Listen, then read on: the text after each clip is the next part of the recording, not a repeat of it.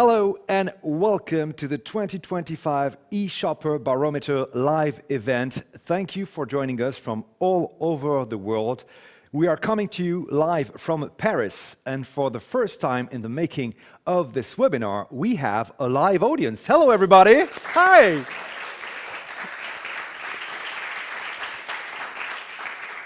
It's great to have you. Thank you so much for being here. My name is Benjamin Dier. I'm delighted to be your host, and this is the place to be if you want to understand the dynamic of e-commerce in Europe in a nutshell. For the next 45 minutes, we are going to unveil the 2025 E-Shopper Barometer results. What are the key findings? What are the latest trends? This is the questions we'll be answering with my guests here on set, Carmen Cureu and Hervé Crochet. Thank you so much for being here, to the both of you. Hello and welcome. Hello. Hello. Carmen, you're Market Research Director at Geopost. As an expert in market research, you manage strategic studies for the group, such as the E-Shopper Barometer, brand awareness, white papers, or market share surveys. Thank you for being here. Hervé, you're Head of Sales for Geopost. You closely follow the trends to feed Geopost strategy and services portfolio, as well as develop win-win partnerships with global accounts.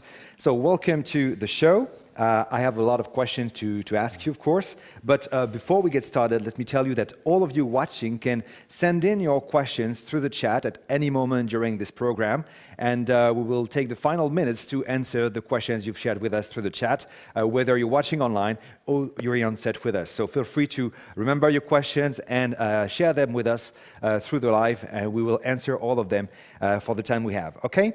So let's begin with this program. First of all, talking about this study, can you tell us more about the scope and the methodology you used? Gladly, Benjamin. I think some of you may already know the E-Shopper Barometer is a survey that we have been running at Geopost since 2016, so almost a decade now of insights on the evolution of e-commerce throughout Europe. We address 22 European countries, and in these countries we have conversations with e-shoppers aged 18 and more. We had conversations this year with more than 30,000 e-shoppers across Europe, making the survey among the most robust ones in the world. It's a survey that is totally neutral. It's not about us. It's not about our competitors. It's not about specific web shops. It's purely focusing on the attitudes, habits, and expectations of e-shoppers when they purchase online. Thank you. What are the main changes between this study and the one published in 2023? First of all, it's the sample size. We had conversations with more than 30,000 e-shoppers this year. In previous years, we were discussing with around 24,000 e-shoppers. We did it not just because size matters, of course, but because we wanted to have, beyond insights on e-shoppers in general, a deeper understanding of the habits and expectations of the younger ones, the Gen Z. Equally, we addressed a few more topics than in past years, but I will not tell you more about these right now. Please stay tuned, and we'll unveil them as we go through the presentation. Absolutely, no spoiler. Thank you very much. Let's get into the specifics of this barometer and explore the e-commerce landscape in our first chapter.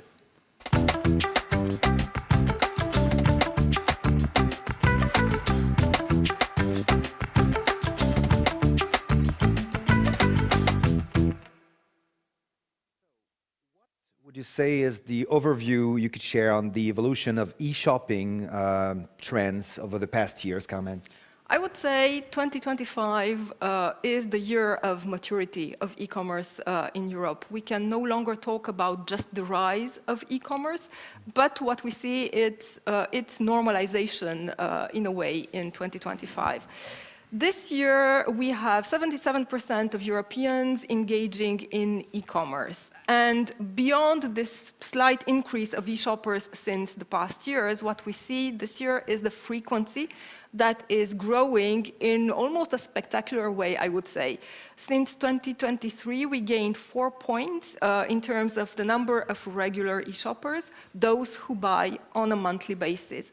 So beyond just an increase of the e-shopper population, I think we are talking here about a more profound behavioral change.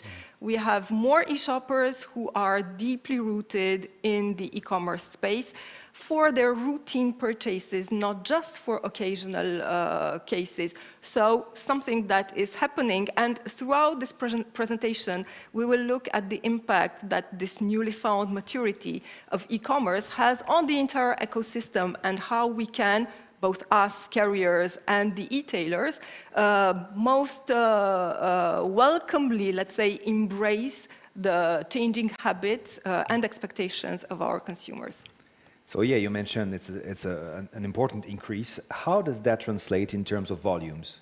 Well, at the level of volumes, it's unsurprising, I would say, to see that the volumes per e-shopper are stable. Economic cautious is very much in the air still in Europe, in all countries. So when we look at the number of purchases at an individual level, we are almost at the same levels as in 2023, slightly more than 5 times per month for regular e-shoppers, and slightly more than 7 times per month for the aficionados, so for the heavy e-shoppers. Again, momentum coming not necessarily from a frenzy of purchases like we saw in COVID times, but from a deeply rooted habit for more and more e-shoppers into the e-commerce space. Hervé? Yeah, and if we take a broader view, e-commerce in Europe confirms a positive trend since 2023. If we look at France, last year in 2024, e-commerce of online goods grew by 6%, when it was decreasing by 0.7% in 2023. If we look at Germany now, the latest results of BEVH, so the German Online Association, shows that Q2 25 online grew by 3.8%, after 3.2% during Q1. And if we look at the largest market in Europe, UK, the forecasts show that the growth of e-commerce should be by 3.6%. If I take a view much more on the Geopost side, we, as a carrier, which is a leading carrier into Europe, I believe that our activity reflects the e-commerce evolution. And in 2024, the growth of Geopost grew twice as much as in 2023. And more recently, in 2025, after a weaker growth during the first 2 months, we see from June an acceleration of B2C and C2C deliveries. Could you expand on what type of items e-shoppers are buying online? Well, I would say they buy almost everything online. Of course, online is now part of their routines, so a regular shopping channel. Top 3 categories, exactly the same as in past years. We have shoes, we have fashion, beauty, and healthcare. But amongst the other categories, there is a very strong momentum that we see for healthy products, fresh food, groceries, and also increasingly presence of the home decoration in the e-commerce space. If I look at the level of the countries, fresh food and groceries has been a category that is in the top 3 in the UK for a few years now. But we see this category growing in countries other than the UK. France, we have the Netherlands, and we also have Spain, seeing quite strong growths for the penetration of this category. And if I think about the home furniture and decoration, there we see quite some growth in Italy. Hervé? Yeah, and at Geopost we see, this growth on the shoe market segment, but especially much more in the sportswear, which is extremely dynamic, while the online fashion garments is lagging behind. If we talk about beauty we see quite a strong dynamic for the companies which are focused on value-based pricing. And when it comes to healthcare, especially on the pharmacy, we see that pharmacy has a share of online sales which is lower, so they have quite a momentum. And also we see the legislation being much more, less difficult for those companies to sell, so that explains part of the growth. When we look at food, fresh food, grocery, we have temperature control services in 7 countries. And the first semester 2025, we see that the food segment is growing by 11%. So again, confirming the growth that we see into the survey we have. And when it comes to small furniture, it's interesting to see that this market is quite struggling at the moment, but we don't have to forget that a lot of sales are through the physical store. And online, which represents 10 to 20% of the total sales, depending on the countries, has quite some room to grow. And also in the economical context we are in, actually people are looking for having a better value for money, so their tendency to go online is growing. And we see many companies in this segment of small furniture, which try also to expand in new markets, which also again confirms these positive figures we see in our results. Thanks. Of course, e-shopping doesn't have boundaries or borders. It's global. How does that reflect on the e-shoppers' behaviors? Well, I would say this year we have more and more e-shoppers going global, more than ever global. We are reaching 63% of European e-shoppers who tell us that they purchased in a country that is different from their own. Basically, what they look for nowadays when they purchase in another country is the same thing that they were looking for back in the days, namely products that are not available domestically, or even better deals than what they can have locally. With the experience that they now have in terms of e-shopping, I think it also helped to develop a level of trust and confidence into buying on websites that are not domestic. They switch from one to the other very easily. And I think I can already see your next question coming, Benjamin, the countries where they buy. First of all, we have China, by far the leading country of origin for cross-border purchases, followed by the US. Unsurprisingly, the share of purchases from the US is slightly going down already, presumably in connection with the new regulations in terms of trade and tariff. Yeah, now Geopost can only confirm the surge of flows from China that we see for the last 2 years. But more importantly, what we see in Europe is that more and more online retailers or brands are going to more and more markets. And we see in our results that the 2C deliveries cross-border are growing much faster than the domestic ones. What would you say are the key drivers for e-shoppers? There are definitely many drivers, and we'll look upon all later on, but economic caution still in the air equals consumer caution. And of course, consumers being more and more regarding and mindful of their budget means that the price is increasingly considered as the first driver of decision-making in the process of buying, not only online, but especially online. We have an increase of 6 points, which is quite significant. Thanks, Carmen. That's it for the overview of the e-commerce landscape. Let's now focus on our second chapter.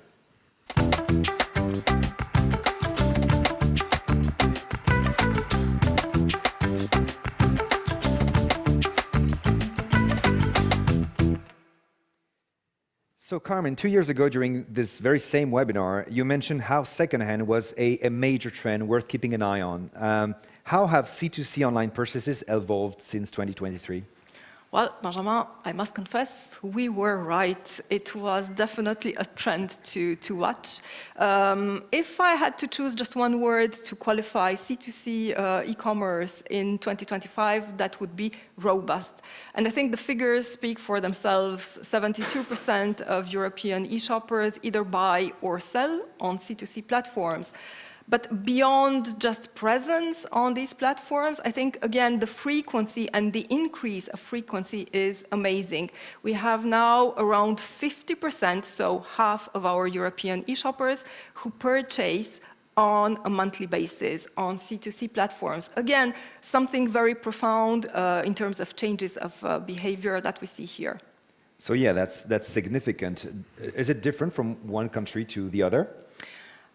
This C2C type of purchase is favored in all countries in Europe, but there will be always countries where you have higher momentum. And among these, I would mention the UK, Germany, Czech Republic, Croatia. So you see it spans from Western to Eastern Europe, throughout Central Europe, of course. One country I would have a special mention for, that is Poland. It is the highest increase in terms of frequency of purchase and the highest number of purchases made on a yearly basis on C2C platforms. So to keep an eye on for next time we meet. Hervé, what's your take on these numbers and this trend? Yeah, to confirm, yeah, I mean, most countries we see that there's one purchase per month on C2C platforms, and we've seen through clients, especially on the C2C specialists, expanding over more countries across Europe, and also what we see from those non-C2C specialists embedding on their website C2C features. So that explains, as I think, part of this momentum we can see actually across Europe. So more and more transactions overall. Does that entail more and more e-sellers online? Yes, definitely it does. The specificity of C2C platforms is that for people to be able to buy, other people need to come with the offer. And this year we wanted to have a zoom on these e-shoppers who sell on C2C platforms. We have today more sellers than buyers actually on C2C platforms. So we see a kind of transformation of e-shoppers into almost business owners. We have regular e-shoppers selling almost 16 times a year, and we hit as high as 22 for the aficionados. So definitely, again, another trend to be watched for in the future, because e-shoppers become also entrepreneurs on the C2C platforms. Well, let's talk some more about it, and let's step into the shoes of a C2C seller and listen to Nadia, who will tell us how she became an active seller online. Take a look.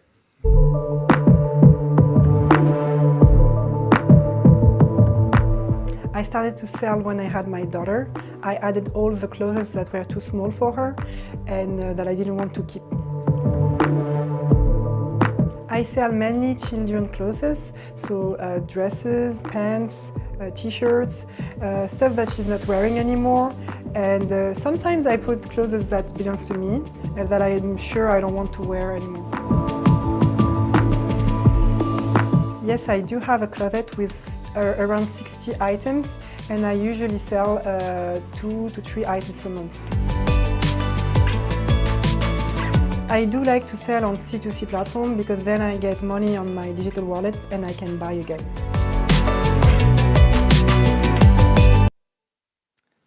Hervé, what's your reaction to this testimony? I think actually that the fact that consumers are selling more and more online is to be watched over time, especially when we know that the consumer spend is not expandable. So the fact that they buy more C2C on C2C and sell on C2C has certainly an impact on the physical and online purchases. So I think this should be included into the retailers and brand strategy. Thank you very much. Well, now let's take a moment to discuss one of the targets that this study has put under the spotlight. Let's talk about Gen Z.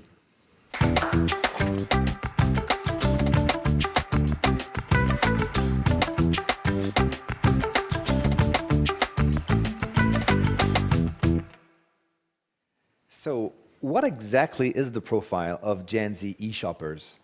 Well, let me start by saying I absolutely love this zoom on Gen Z, because I think they are definitely reshaping e-commerce overall. And how can they do that? Basically, they are very, very active online, not just in terms of presence, but also in terms of purchases. We looked at how much they buy, and they buy almost 61 times per year. That's more than one purchase per week. And if you look at the other age groups, definitely much more than any other generation. To put it a bit differently, if every e-shopper nowadays were a Gen Z, the e-commerce market in Europe would be automatically 30% bigger, wow, just because of the momentum that Gen Z bring into the game. Wow, that's impressive. Okay, so we can understand them, you studied them, we cannot pretend we're one of them, let's face it. We're a bit too old for that. So, so we've asked someone who is a member of the Gen Z generation to tell us how she feels about this. And she's one of your colleagues. Her name is Ludmila, and she's going to tell us about how she purchases online. Take a look.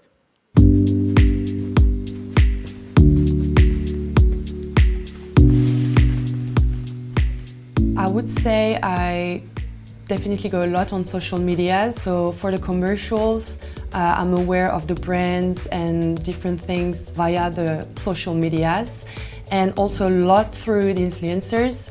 And I do rely a lot also on the comment section and the communities, for they are a very nice way of knowing if it's a reliable brand, if the quality is nice, if the delivery services is nice also. So I definitely do rely on social media a lot for that. Also, second way I shop online, it's going through the second-hand platforms. It's definitely something I use a lot. It's very accessible. You can buy anything, you can sell anything. I don't have any seller skills, for example, and I do sell a lot of things on it. It's cheaper, so it's better for students, for example. And also regarding the environment, I would say it's better for that too. So I spend a lot of time on social medias. I had my screen time this morning and it's awful. I am mainly spending time on Instagram, Snapchat and TikTok also. The main reason would be it's not a smart use, to be honest. It's more to relax, to have fun content, to also talk with my friends. So yeah, mainly that. The first option I use a lot are lockers, mainly because they are very convenient. They open early, they close late. You can go anytime you want, you don't need to be home for that. When I come back from work or university, I can go pick my parcel. So yes, definitely for that reason. And the second option I do use a lot too, but for different reasons, would be the home delivery. It's mainly when I am waiting for expensive parcels, for example, or parcels I know I need to be here and to receive it in a hand-to-hand way. So yes, the home delivery would be more for that reason.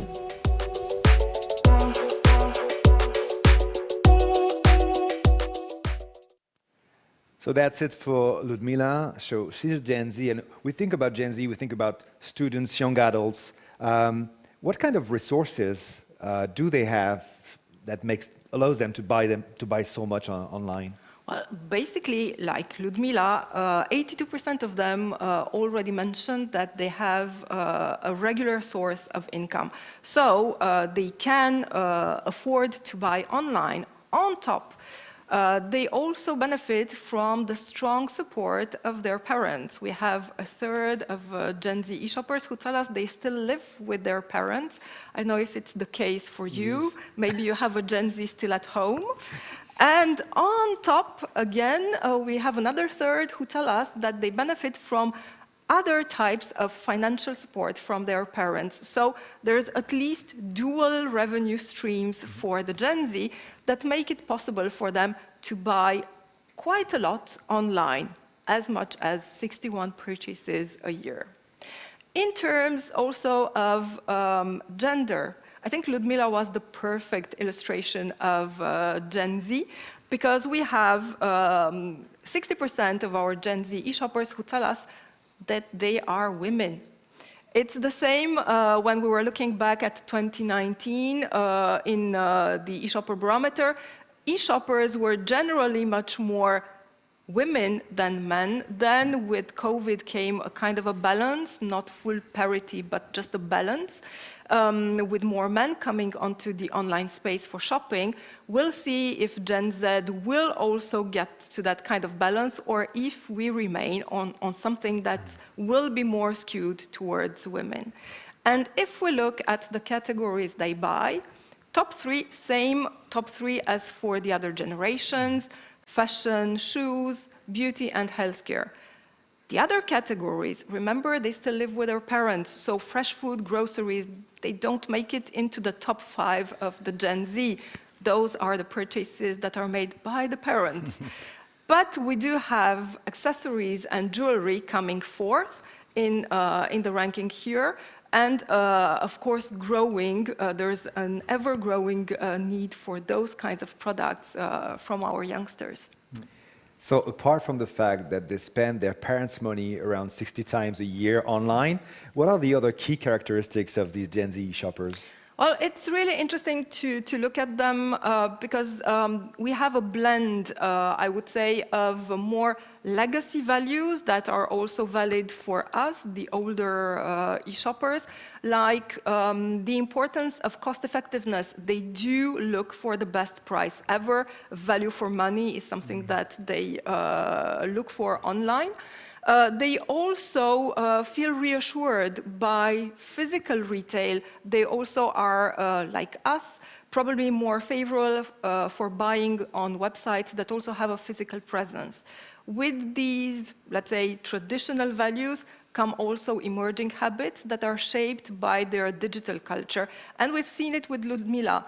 The importance of the tribe, the sense of belonging to a community is really there. They go to that tribe and that community for advice, for information, and that orient their purchases. And they also feed back to the community after every single experience that they had.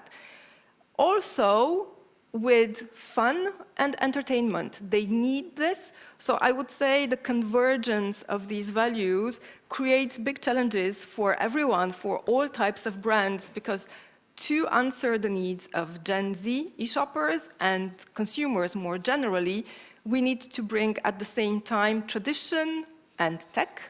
We need to bring cost effectiveness and also thrill. All of this embodied in a seamless experience. Easy, right? You mentioned fun, entertainment. I believe it goes beyond than that even. Do you agree, Hervé? Actually, after the COVID, there was a lot of talks, exchanges on the retailer strategy to attract consumers back to the stores. And emotion was a key element. Bring emotion into the purchase in a physical store. And what I see here with the Gen Z, that they are also asking for this emotion, fun part. So what we call unified commerce, buying from physical store and online as a common denominator, which is emotion. So this is why I think there is it's an interesting one that Gen Z is also looking for that. So emotion should be part of this online and offline retail strategy. Ludmila mentioned the amount of time she spends online on social media, social platforms. What's the impact of social media today on e-shopping? It's just tremendous, if I may. It's not that Gen Z were raised with social media, they were born with it. Therefore, it's part of their daily routines, of their daily habits. Therefore, integrating social media into their purchase journey was done like really easily without a learning curve. A vast majority use social media for shopping inspiration. It's their window shopping, definitely. It's where they know, where they learn, what needs to be bought to be trendy, etc., etc. So definitely a big, big impact. You said they use it for inspiration, for content, for fun. Does it translate to actual sales? Does it convert? Definitely it does. We have today 2/3 of our Gen Z e-shoppers who, after using social media, will buy from a social media experience. And if we go and look at the social platforms in particular, I'm going backwards, sorry, I will go forward for the people who are in the room. If we look at the specific platforms, we see that we have a great increase of popularity of TikTok and Pinterest, definitely, but beyond this, I think what is remarkable, it's the power of these media to create conversion. 41% of Gen Z e-shoppers who go on Instagram and on TikTok will buy from these platforms. And 33% of Gen Z e-shoppers who go on Pinterest will buy from Pinterest. So definitely something really interesting in terms of conversion rates. And if I may add, it's true that I believe that social platforms really see the benefit of social commerce. And the two examples we see on TikTok and Pinterest, TikTok has embarked into social commerce into Europe in 2023 in the UK, then in Spain in December 2024, and much more recently, 2025, in Germany, France, and Italy. And this is why we see this uplift into the usage. And regarding Pinterest, it's a much more recent move. They have embarked into some features developments with Pinterest Stories in 2025, and also have developed an app-in purchase, meaning that if you want to buy some goods within Pinterest, you stay within the environment of Pinterest, and you're not redirected out of Pinterest. So those social media really see all the benefits of social commerce to keep the consumers within their environment as much as possible. Thank you, Hervé. Remember, you can send in your questions to our speakers through the chat at any moment. Thank you. We're going to move on to our next chapter and review the criteria of a flawless purchase journey online.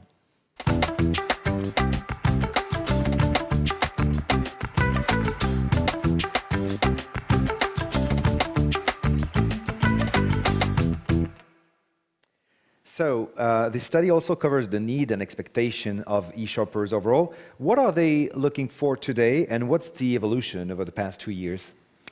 Well, they look for lots of things, but the first thing to note is the fact that in terms of perception of ease of buying online, we are still going down. What does this mean? It means that we have slightly more e-shoppers who believe that buying online requires a higher effort. Definitely not because the process of buying online is more complicated today compared to 1 or 2 years ago, but most likely because of the increasing expectations that e-shoppers have.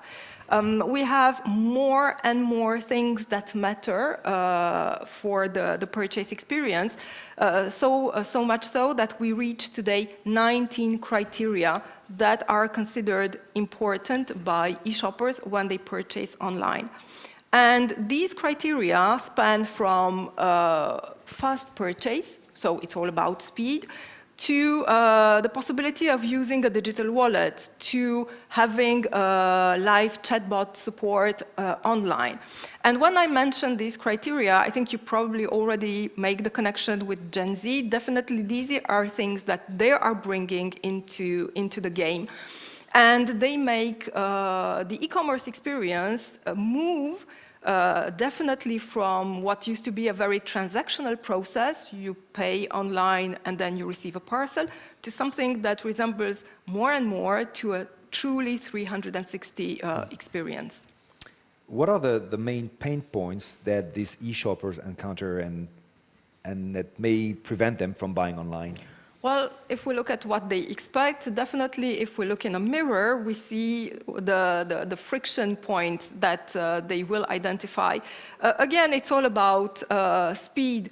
Whatever makes them go slow in terms of their own perception in the purchase journey will be something that they will not like. So too many steps before finalizing the checkout is definitely a pain point.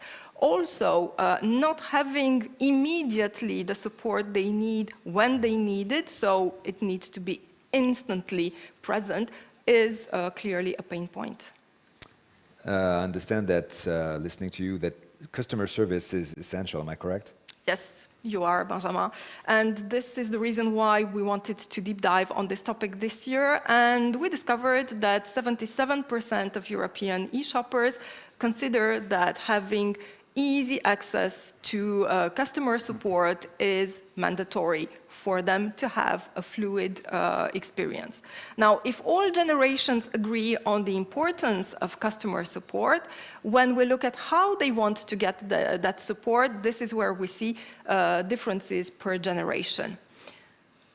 X generation boomers, I'm looking again at us, we are much more fond of human contact, and so we still expect us and the other, our fellow shoppers of the same generations, we expect to have a phone as a media to reach out for customer support. When we look at Gen Z, Basically, they want to keep the digital experience almost purely digital. Therefore, they tell us that they want to have chat support live, of course, because it needs to happen when they need it and not later on. And they also expect to have support from the sellers on social media, which makes social media a playground where brands can engage in a 360 experience with the e-shoppers. They are there and they expect to discover the product, to buy the product, and also to have the customer service on social media. Okay, so let's imagine no pain points, everything goes smoothly, we buy online, we get it, and it doesn't fit, and we have to return it. That's a pain point. What part does it play in the customer experience, customer journey overall? Well, first of all, returns are a natural part of the experience. We also return when we buy in physical stores. It happens. With the maturity of e-commerce these days comes also a kind of normalization of the returns. Basically, returns are increasing, but at a lower pace than in previous years. 2 points increase over the past 3 years, when we were talking about 5 and more points of increase in previous times.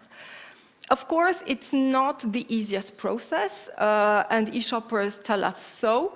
The things that come as pain points are, again, too many steps, too many processes, and of course, printing the label is something that e-shoppers do not want to do anymore these days. And e-tailers are working to make returns less of a pain point. Do you have examples you could share with us, Hervé? Yes, and I think one of the key focus for the e-retailers is really to minimize also the number of returns. And to do so, they have enhanced their product description. For instance, they do provide the measurement of the model who is wearing a certain size of garment. They are already also providing some more videos on a 360 video of a model, unboxing a parcel, how does it look like, a video on the product description, how this would work in real life, so that consumers have a better look and feel and see, shall I get this product, and this size on one side. Also, they do use more and more data in order to provide more recommendations. Like, for instance, I'm looking at your shoe. If you're wearing a certain shoe size with a certain brand and you buy another brand of the shoe, then they could recommend you that a better size is not the one that you are stating, but another one. Also, the use of technology. If we talk about augmented reality, take this sofa, for instance, you could easily, through your mobile phone, how it could suit into your living room in terms of dimensions, in terms of colors.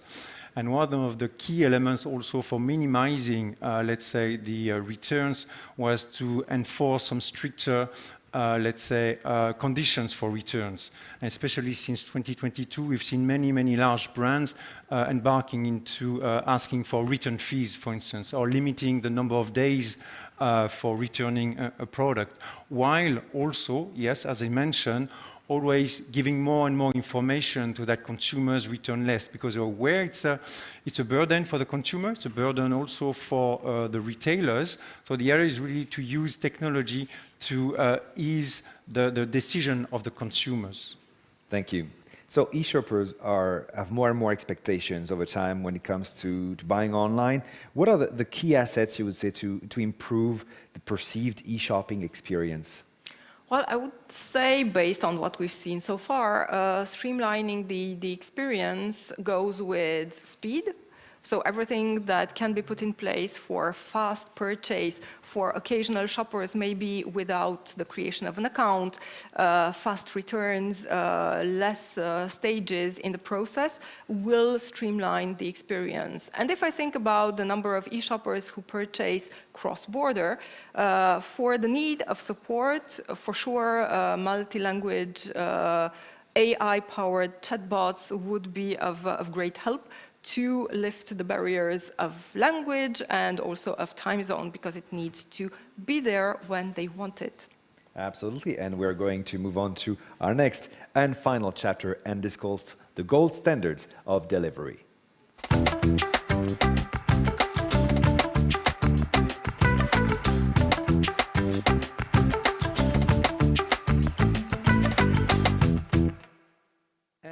Florian has joined us on set. Hello, Florian. Hello. As an expert of out-of-home solutions, you'll be answering some of the upcoming questions. Well, let's talk about deliveries. Based on this study, what are the preferences e-shoppers are going for when it comes to receiving their parcels? Well, I would say in terms of delivery, flexibility is the name of the game. We have these days half of European e-shoppers who use more than 2 delivery options. So this says a lot about their need for choice and convenience. They want to be able to tailor the delivery. Also, this tailoring of the delivery, if we think back about what Ludmila said, she's using home delivery, she's using out-of-home delivery, means that there need to be different delivery places offered. We are seeing an increase, quite a strong increase of the preference for lockers this year, putting lockers in the second position of preferences in terms of delivery places, and parcel shops very much stable in third place. These preferences are almost the same all across Europe, but we do see a few exceptions, and I'm thinking about the UK, Austria, where we still see safe place delivery, for instance, in the top 3 of the preferences regarding the delivery places. So, out-of-home is soaring. Is it a global trend, or does it shift from one country to the next, Florian? It is definitely mainstream overall in Europe and across countries. So if we look at the figure across Europe, and if we add up all options, parcel shops, lockers, retailer store, we see this year 46% of e-shoppers preferring out-of-home in their delivery options. That's 2 points more than the last time, so still growing. But if we take a step back and look even before, it's 15 points more than in 2019. So this trend is massive. Out-of-home has become mainstream. It's maybe the strongest trend we can observe throughout this barometer. And it is indeed true also across countries, as I mentioned. So out of the 22 countries that we surveyed this year, only one has a preference below 30%. That's Ireland. All the others, at least 30% of e-shoppers are using out-of-home. That includes, for example, the UK, who gained 5 points in the preference for out-of-home delivery. Same progression in Spain. And you can see here on the screen some even bigger progressions. In Czech Republic, 7 points more preference for out-of-home delivery, 10 and 11 points in Romania and Bulgaria, and the astonishing growth in Croatia this year, 27 points more preference for out-of-home since 2023. So beware in Ireland, out-of-home adoption can go really fast. Okay. Lockers and shops. Lockers versus shops, how does it evolve locally? So what we observe is that it's definitely not locker versus shops, it's lockers alongside shops. So we saw with Carmen, the overall preference for lockers is indeed increasing, but you saw also that parcel shops remain stable at 24% on average in Europe. And if we zoom in on countries where the adoption of locker is even higher, also we observe parcel shops remaining stable, like France, for example, 8 points more preference for lockers. That's really significant. Parcel shops remain preferred at 57% by French e-shoppers. Even bigger in Czech Republic, 18 points more for lockers. That's huge. Shoppers are stable also at 52%. So definitely we observe that those out-of-home solutions are not exclusive, they are complementary. And actually, as Ludmila said, she likes lockers, but I'm pretty sure that when she sells a lot of parcels, she also likes to take 3, 4, 5 parcels and drop them in a parcel shop because, well, you avoid a potential full locker. It takes a minute to scan them with the parcel shop owner. So blending those options is the key. Thank you, Florian. Hervé, is out-of-home delivery a match for all product categories? Actually, we've seen an expansion of product categories using out-of-home delivery services. It's a perfect match for fashion, for instance. And we've seen, DIY, small furniture, even pet food using more out-of-home delivery services. And I would like to confirm what Florian says, that if you look at the size of, let's say, home furniture or pet food products, they're pretty big. So they don't fit especially in lockers. So the complementarity of parcel shops, parcel lockers is real, especially across specific product categories. Do out-of-home delivery solutions match the needs of all international e-shoppers? They do, and even more actually than the average. You can see here that e-shoppers buying cross-border are using more out-of-home options than the other. You see the difference is quite significant actually, 6 points more, 7 points more for lockers, 6 points more for parcel shops. So what we observe in the end is that the more e-shoppers buy online, the more they tend to prefer out-of-home. The more their behavior is diverse, the more they need options between home and out-of-home. If we focus, for example, on aficionados, those aficionados that are shopping so often, 51% of them prefer out-of-home delivery options versus 46 on average. So the more you buy online, the more you need out-of-home as a solution potentially. Thank you. A few more questions before we wrap up and turn to your questions. We spoke about preferences. We spoke also about generations. Does this fit for all generations, or is it more for one than the other? I would say yes and no, in the sense that when it comes to out-of-home, parcel lockers and parcel shops, they have the same power of traction across generations. They are preferred by youngsters and by boomers almost equally. The thing where we see the difference between generations is the preference and the, let's say, the emotional almost connection to home delivery. We see that for X generation and for the boomers, there's still a very, very strong commitment and preference for home deliveries, probably because the doorstep experience is something that is really familiar for them, and there's also, let's admit it, an ease of the experience that comes with it. Beyond location, in a few words, what are the key criteria to a perfect or near-perfect delivery? Well, the near-perfect delivery, because perfection does not exist, right, goes beyond just the delivery place. What we see from e-shoppers is that, again, across generations, they want to have real-time information on the parcel. We all want to know, once the parcel gets started on its way to us, where it is. Beyond that, I would say also some value-added options that are really important, especially for home delivery. Being able to choose the slot of the delivery, or at least knowing the slot of the delivery, because it needs to fit into your own agenda. And because we speak about agendas, these can change. So there's also a need for delivery to be flexible, for e-shoppers to be able to reschedule their delivery. So I guess everything that empowers e-shoppers to tailor the delivery to their life habits, to their lifestyle, and to their needs is something definitely expected. Hervé? Yeah, and thank you, Carmen, for all those insights, because at Geopost, these results help us to enhance our consumer experience solutions.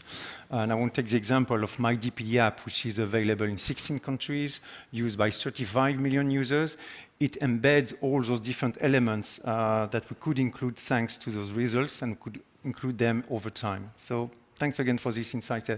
Very valuable for our solutions, but also for the sellers and the consumers in the end. 3 final questions in 3 minutes. That's your challenge. What's the importance of the carrier brand? Does it actually matter in the process?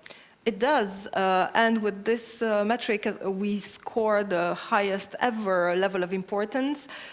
E-shoppers are very experienced. Now they are no longer, let's say, passive recipients. They express their options and expect a seamless delivery afterwards. As a conclusion, what is your main take on e-commerce in 2025? Starting with you, Carmen. Well, for me, it's the maturity of e-commerce. Mature does not mean static. E-commerce is very dynamic. It is reaching the borders of our planet, so it's very, very global, and it is deeply enrooted in our daily lives. So I think we need to evolve with our e-shoppers, or even faster than our e-shoppers, who are more global, more dynamic, and more business-minded, I would say, than ever. Thank you, Carmen. Florian, in a nutshell? On my side, maybe one word, hybrid. We saw, when it comes to delivery, We saw that e-shoppers want hybrid options, so home, out of home. Inside, out of home, they like shops and lockers. Across countries, they also like to use out of home and home.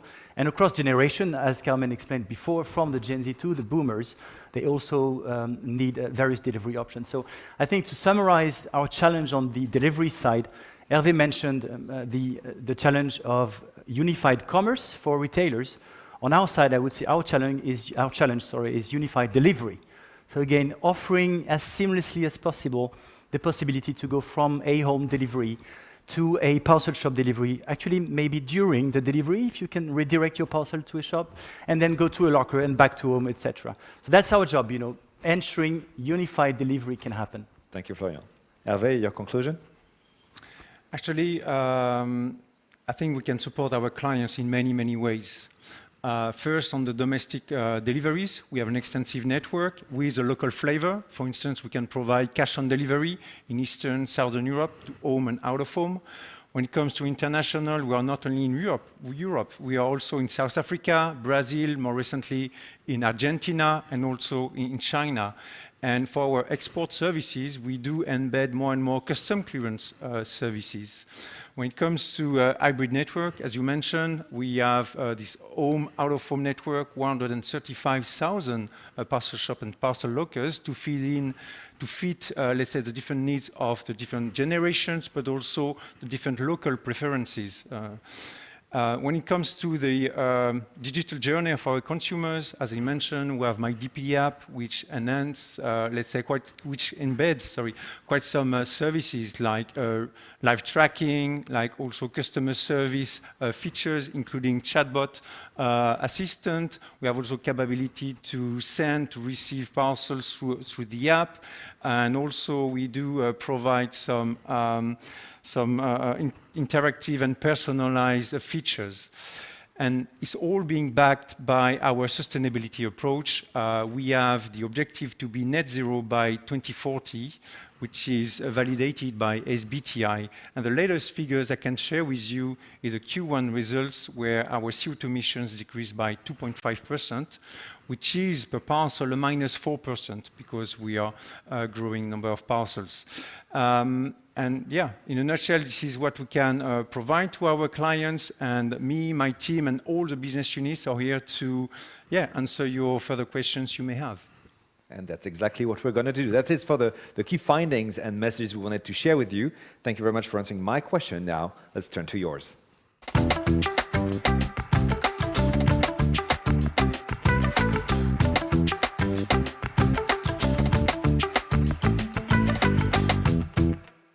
So to our live audience members, if you have a question, just raise your hand. We'll bring you a microphone. For you to get warmed up, we're going to start with one question we have received from the chat, so I'll forward it to you.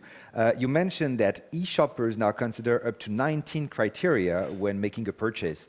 Which of these criteria do you think retailers are still underestimating or not addressing well enough?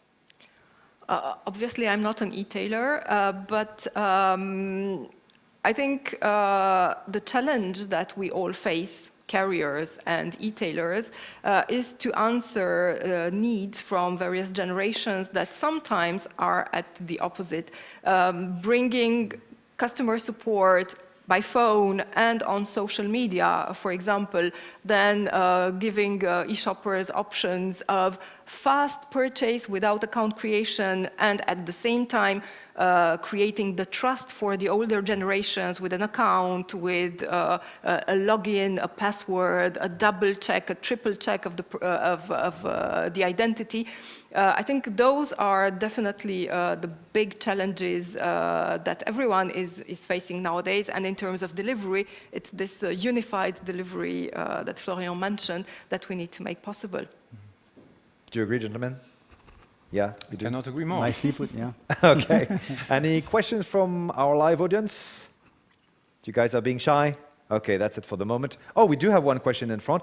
We'll bring you a microphone and you can ask your question to our speakers. Thank you. Okay, thank you. I trust that sustainability was also covered into this survey.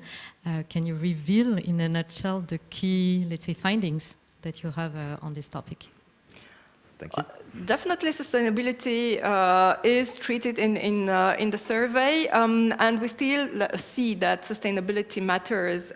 If I remember correctly, we have an increase of 2 points of e-shoppers who say that they are more likely to purchase from a website that offers sustainable delivery solutions, for instance. But I think there is a different mindset that we are seeing around sustainability these days. It does not come as a main driver for purchase, but it comes more like a co-benefit. You purchase online, and with the great price that you get, and with the great products that you can access, and presumably the great delivery options that you have, sustainability comes as the cherry on the cake in terms of benefit. But as I said, not necessarily the main driver of purchase. If I may add, when we look at the rise of C2C, the main reason for going to C2C is to save money, but the second reason is to be part of the circular economy, especially into the fashion and high-tech. So I think this development of C2C is also part of these more sustainability concerns of the consumers also. Thank you, and thank you very much for your question. The next one we've received from the chat is this one. About social media, we mentioned Instagram, Pinterest, TikTok, and everything. Are there big differences between countries? What are the trends you can monitor and analyze from different countries in Europe? Do they all use social media the same way, with the same intensity? The same way, yes. Same intensity, definitely not. We see that in Eastern Europe, for instance, Bulgaria, Romania, Czech Republic, Croatia, Slovenia, we have much more users, e-shoppers who are already buying on social media, not just Gen Z, but even the older generations, than in Western Europe. I think in Eastern Europe, we kind of moved to this stage of social media immediately when we had, I said we because I'm coming obviously from Eastern Europe, when we got our smartphones. So it's a kind of a built-in, and buying on social media is easier and more frequent in Eastern Europe than in Western Europe. Thank you, Carmen. Any other question from our audience? No, we'll move on to one from the chat then. We mentioned out-of-home deliveries, of course, and we've seen that it's clearly gaining ground. Do you think lockers and pickup points will eventually overtake home delivery as the default choice for most e-shoppers, Florian? Not an easy bet to make right now, so I'll save my bait for the end of the answer. What we can safely say is that the trend of rising out-of-home preference is there to stay. So it will continue progressing as we see young generations using more and more, as we see e-shoppers using more the internet, using more out-of-home. The C2C also frenzy, or almost, is an important factor. Also, as we, the carriers, are making our network stronger, improving the proximity we offer to shoppers. So I think we can safely say again that out-of-home preference will continue growing. Now, this is where my personal feeling comes into play. You look at the Gen Z, for example, behaviors towards home delivery. So Carmen said they prefer home delivery less than their older, but this Gen Z generation at some point will leave their parents, or maybe will kick them out, I don't know. So then they'll have to settle, and then their behavior will change. So for me, it would be super interesting to watch how Gen Z, when they get as old as Gen X or millennials, how their behavior change. And my bet is that we probably get to a balance between home and out of home, or around a balance, but not more. All right, thank you, Florian, for this bet. Let's make another one while taking this final question. We have 2 minutes. You mentioned, Carmen, that you made some bets 2 years ago and you were right on everything. Now, if we look ahead to the next few years, how do you expect the e-shopper's journey to evolve in the coming years? In 2 minutes. Well, in 30 seconds, I think we just look at Gen Z and we see where the trend is growing. Personally, as a mother, I tend to always want to prove to my son that I'm not that old-fashioned. So I try from now on again the new things that pop. And I think, anyways, the experience will be streamlined more and more. The speed will be there, and AI is already part of our lives. So I think we are going the way that Gen Z are opening. Thank you. Hervé, Florian, how do you feel about the evolution of the customer journey online? I think speed in different ways, and customer service, the need for this, the need for information, the need also for deliveries. Speed is a common denominator, I think, and we'll see more and more over time, as long as Gen Z will have more purchasing power and be a much bigger part of the e-commerce. Yeah. Thank you. Florian? And flexibility, I think, across all generations in the future, being able to jump from one option to another, from one category to another. Again, Gen Z, by the way, at some point they will buy their own food also, we can hope. So this will change also. So jumping, making sure seamlessly all e-shoppers can use different options from social media to the web, to a shop, to a home, etc. That's for me the key trend that would be super interesting to continue watching in the future. Well, thank you very much. I'm afraid that's all the time we have. So as we are wrapping up this live, let me remind you that all the information we shared with you will be made available to you shortly alongside the replay of this program. So check your inbox because you'll hear from Geopost in no time. Thanks a lot, Carmen, Hervé, Florian, for being such wonderful guests. A big thank you to everyone at Geopost, Cegicom, the studio, everyone who made this live possible. Thank you very much. Thank you to our live audience. You guys were great. Thank you very much for being here. And of course, thank you for watching. See you soon with Geopost. Bye-bye.